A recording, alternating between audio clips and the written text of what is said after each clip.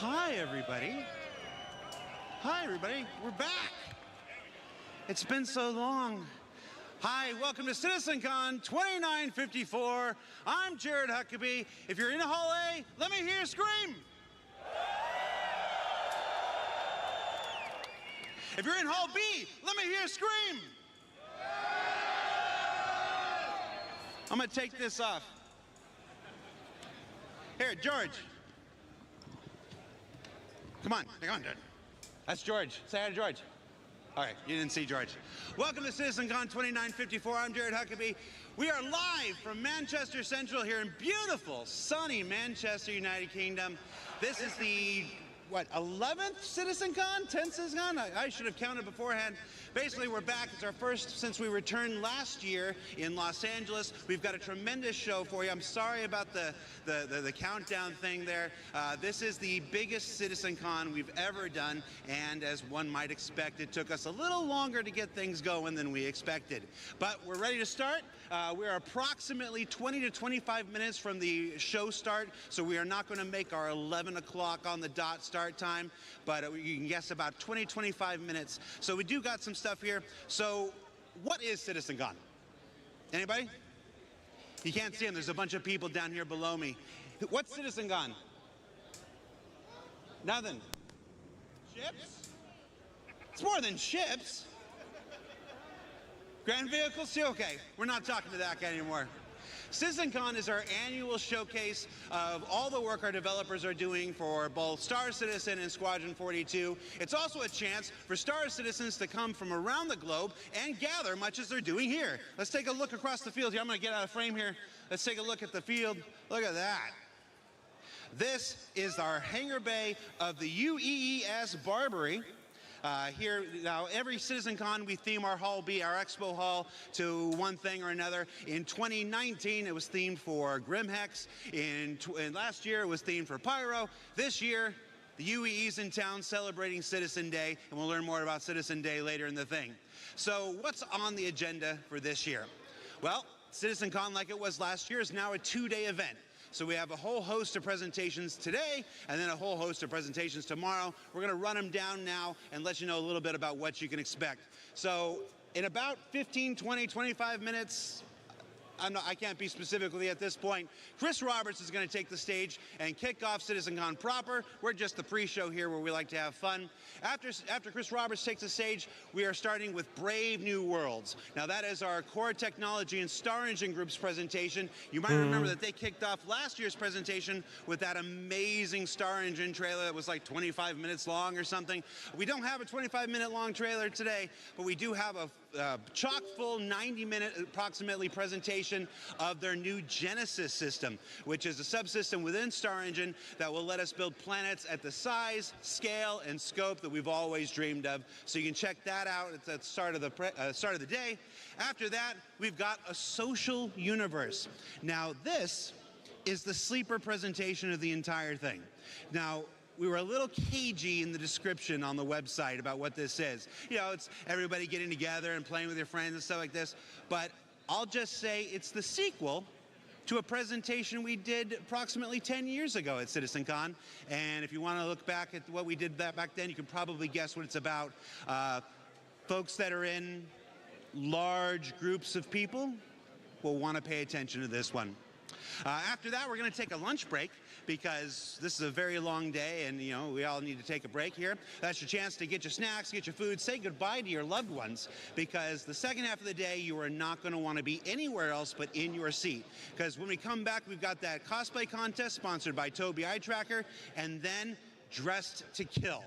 Now, Dressed to Kill is also a sequel to a presentation we did in 2019 about armor specializations and basically bringing high function to high fashion in the universe. And then, as we said in our summary on the website, the return of an old friend from CitizenCon past. Yes, Virginia, it's true. What you've guessed on Reddit, it's here. And then finally, Beyond Pyro, where I promised on SCL just a few short weeks ago that there's no 4.0 content at CitizenCon. Well, guess what? There's no 4.0 content at CitizenCon. We're all beyond 4.0 this year.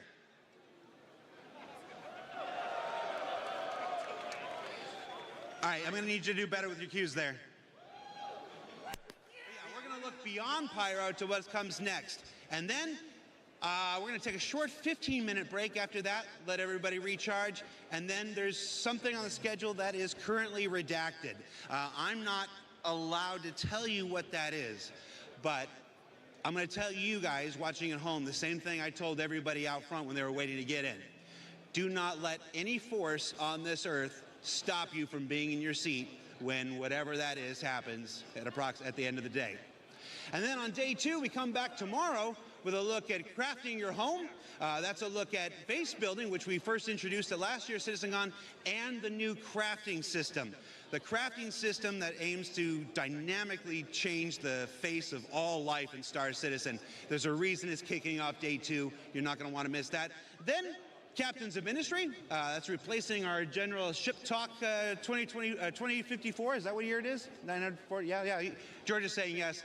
Replaces our generic Ship Talk segment with a presentation dedicated to the ships and vehicles crafting and base building possible, with the return, with a revisit of an old friend that hasn't made its appearance in the Persistent universe yet, but it's getting a big blow up before it does. So you're gonna want to check that out. And then, well, if I can be honest, we got a tight zoom. You got a tight zoom? Yeah. Let me talk to you here. The Star's my destination. Star Citizen Alpha 1.0.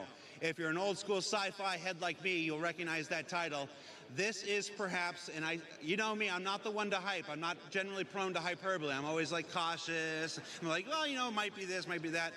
I'm going to tell you right now, the most important presentation we've ever done at CitizenCon. Mark it, be there for it tomorrow.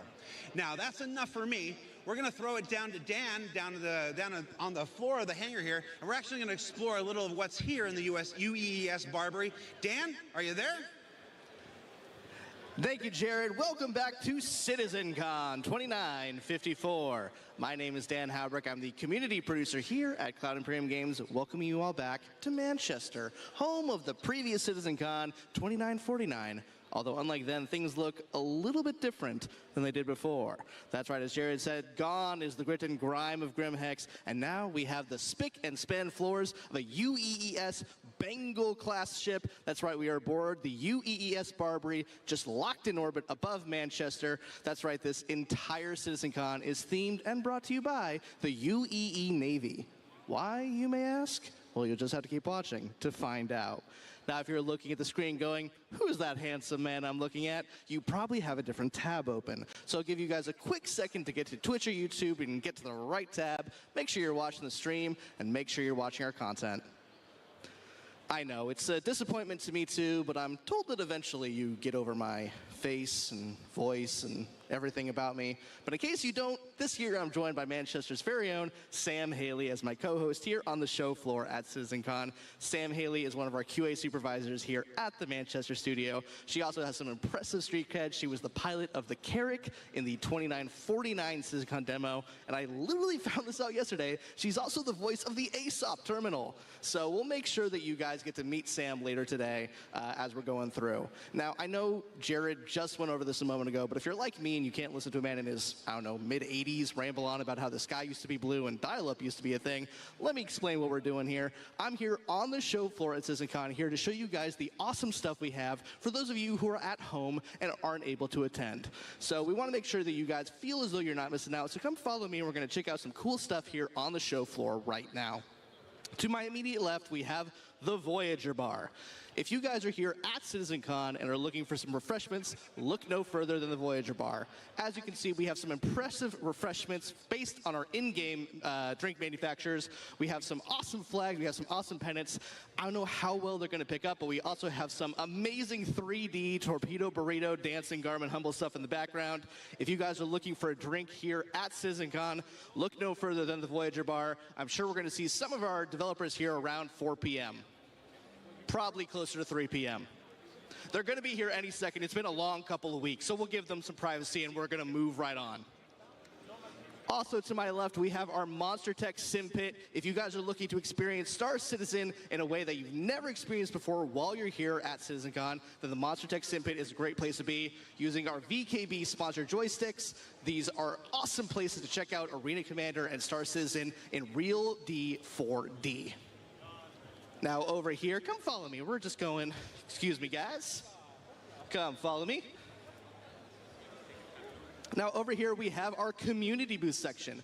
We're going to be visiting the community booth section a bunch during CitizenCon, so I'm not going to get into too much detail now. But as you can see, all of our community booths are themed after in-game cargo container manufacturers. We have Anvil, we have Argo, we got RSI, we got Kovalex, we got MISC.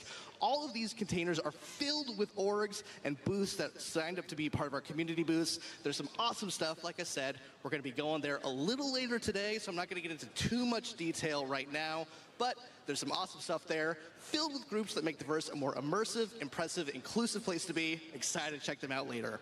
Come follow me.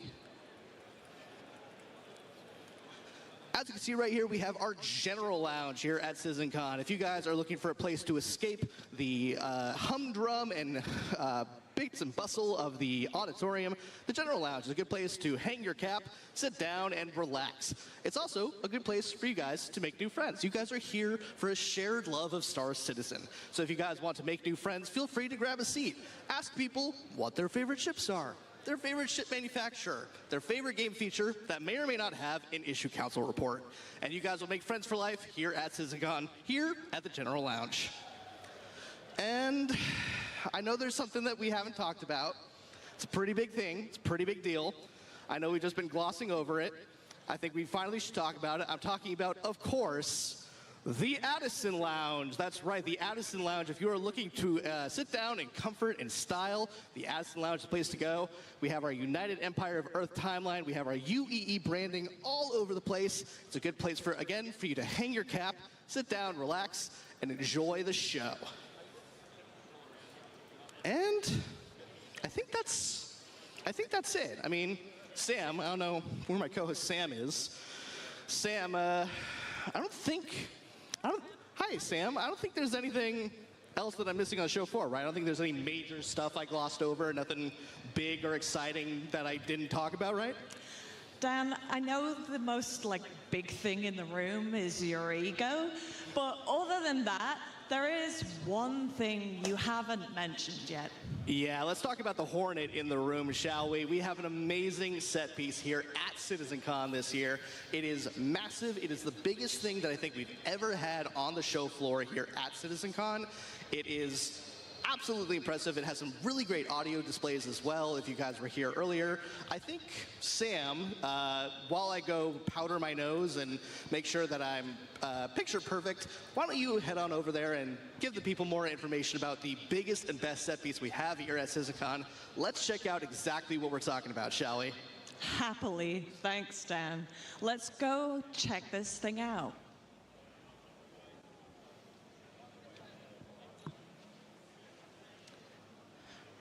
So, as you guys can see, we have a near life-size replica of the Hornet F7A Mark II. This thing was made for us by Mango Stone, and they spent 14 weeks putting this together, from 6 weeks of concept, 8 weeks of build time. This thing was their biggest ever build, but they have built stuff for us before in the Manchester studio. Now, as you guys know, this is a medium fighter, so it packs a punch, but it is pretty quick. If you guys have flown the F-7Cs before, it's very similar. However, this thing, if you guys haven't seen the guns and the Gatlings on this thing, it's pretty powerful.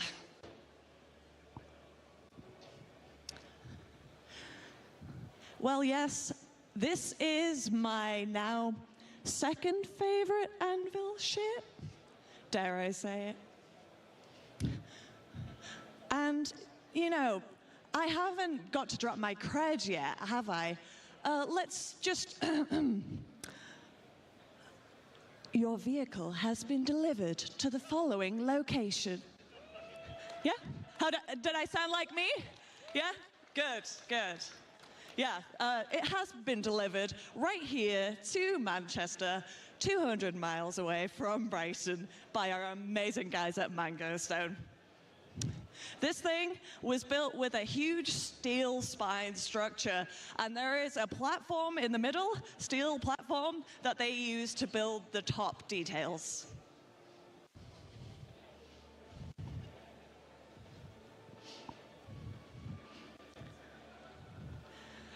Yep. If you guys don't get the chance to see this in person, just look at everybody's social media for the next 5 years. I'm pretty sure this is going to be people's profile pictures, cover photos, whatever it might be. So yeah, if you're at the event and you don't get a picture with this thing, I think you're missing out.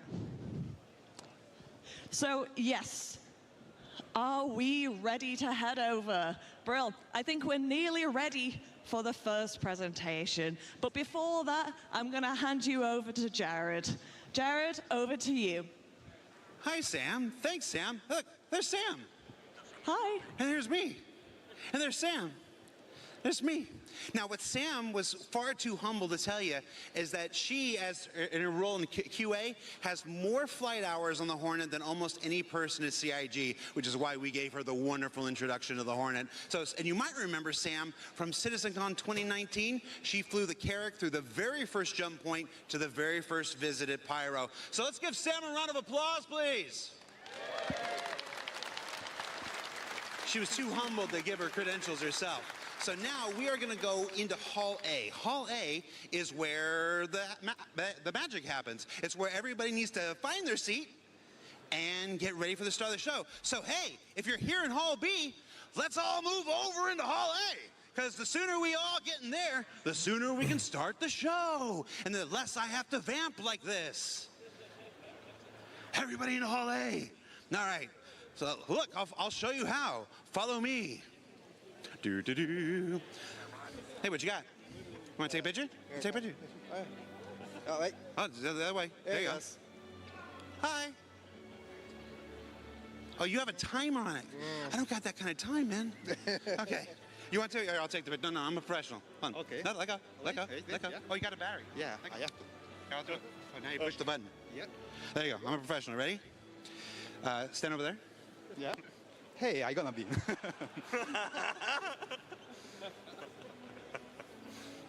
Yeah, no, we're good. All right. No, we're gonna do 2 pictures. Ready? We're gonna go down low, like we're in a rap album. But we can see our bellies then. Well, okay, I'll do this. Good call. And then up high, like we're teenage girls. And then one that's really awkward. Ready? Okay. Yeah,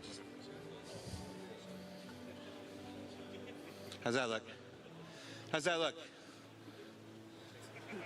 All right. Thank you. No problem, guys. All right, let's get into Hall A. Everybody into Hall A. Everybody moving Hall A. Slice of pizza? What is that, just cheese? Yeah. All right, thanks. Everybody in the hall. No, that's hot! I know. Woo. All right. Hall A, give it up for pizza! Woo.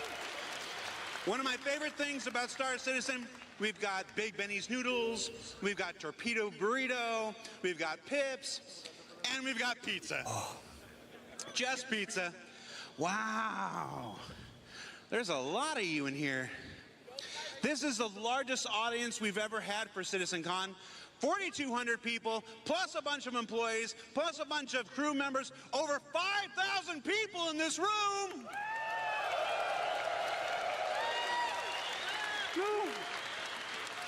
What, are you streaming? No, I'm just videoing. All right, well, hi, Mom. Oh, you're streaming, what are you doing? I'm just recording, mate. Are you just recording? Yeah.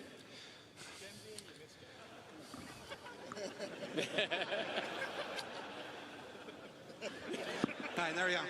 Oh, what are you doing? You doing the same thing? All right, here, let me see. Thanks.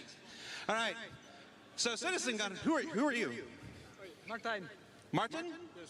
Where are you from, Martin? Netherlands. Netherlands. Yes. I love the Netherlands. I don't remember most of it, though. Do you? Yes. All right. Must be different for visitors.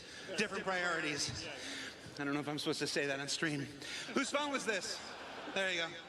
There you go. All right. Let's go. How much time do we got? Hold on, I got to put my headset on. How much time do I need to do this for?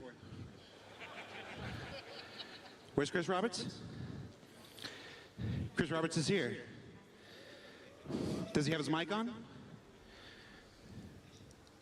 Okay. All right, sure. I mean, if that's what he wants.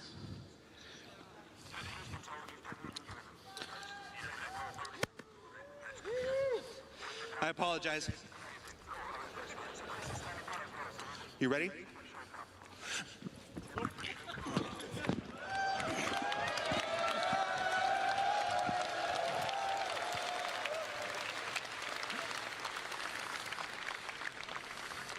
I think I legitimately pulled a hammy.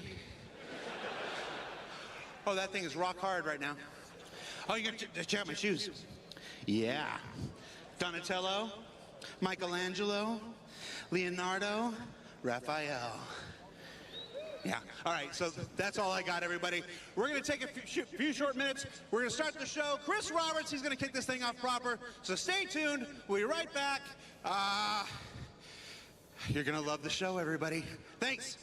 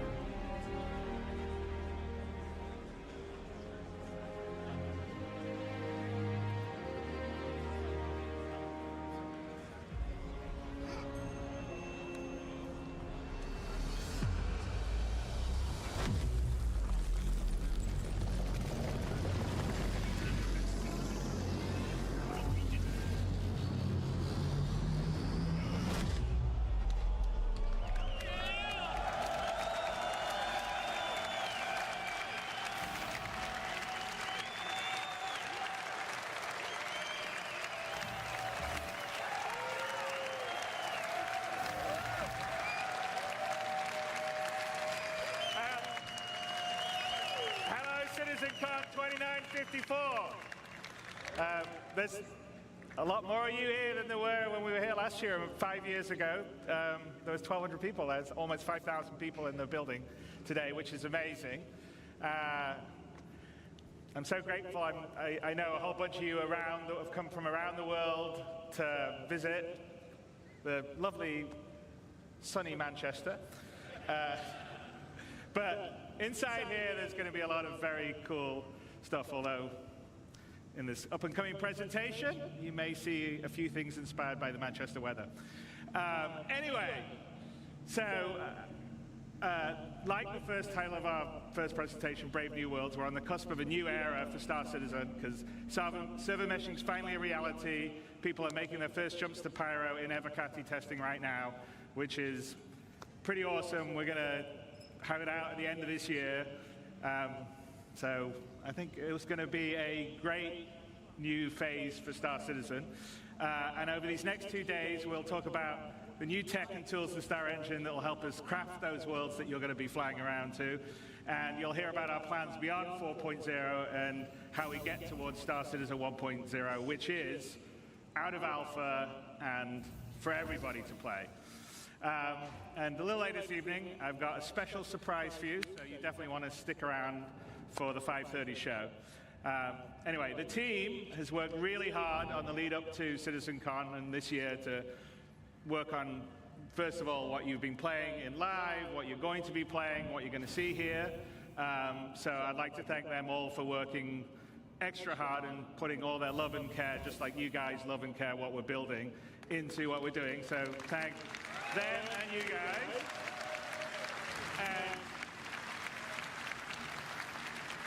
without me waffling on, I'd like to bring CIG's CTO, Benoit Bézageur. Did I say it right, Benoit? Yeah, okay, good. I'm always bad with French surnames. To this stage to start our journey into the future. So let's have a great show.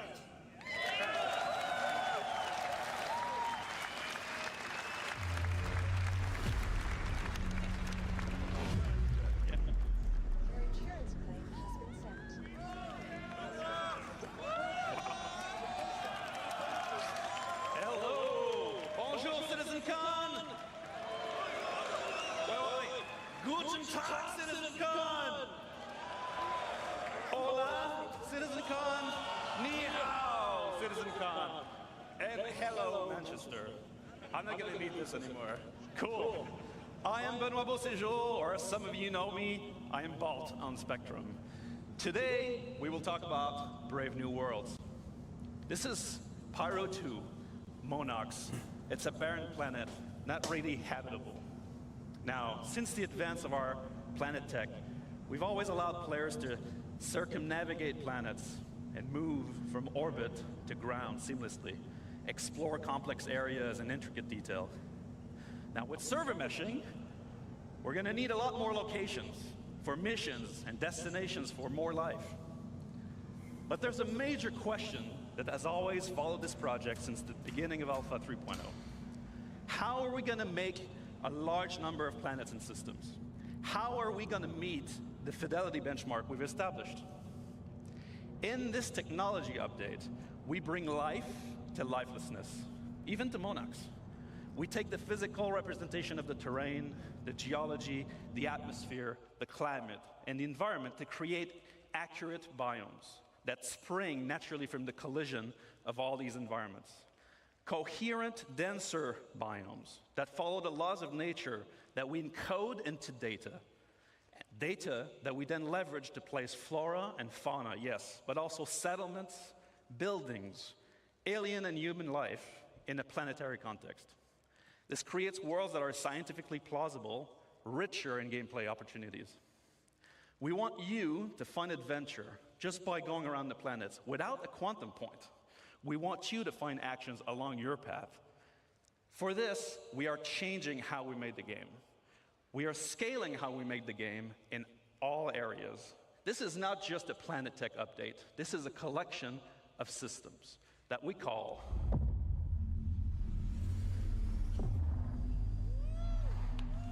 Genesis. Now, to help me explain all this nice work and this nice technology, let us kick us off. And I welcome our very own Ali Brown and Will Hine for Phase 1 of Genesis.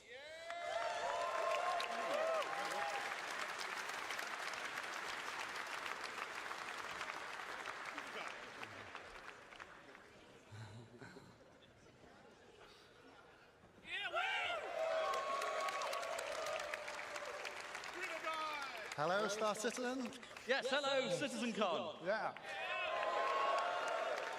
So let's start with some introductions. This guy over here is Will Hine, aka Water Guy or River Guy. And this lovely gentleman is Ali Brown, pusher of pixels extraordinaire. And we're here to tell you about Phase 1 of Genesis, which we're entitling The Laws of Nature. And this revolves around the fundamental approach we use to build our planet and is the literal foundation for everything else we're going to talk about in this talk today. Now, it centers on data-driven, physically based rules that we aim to realistically emulate nature and its incredible diversity. Before we dive in a bit deeper, let's just recap on some of the things we already have on our planets. So here you can see our lovely atmosphere and our cloud rendering, which can provide some spectacular views. We have our on-the-fly terrain generation, which is no loading screens in our game, which we're very proud of. And then we have our scattering system that can populate these planets with many different diverse biomes. And we've been setting quality benchmarks for each of these biomes as we come across them one by one. But what we have isn't perfect. This scene on Microtech, it looks great, but it's not getting the same density that you'd expect from a real pine forest.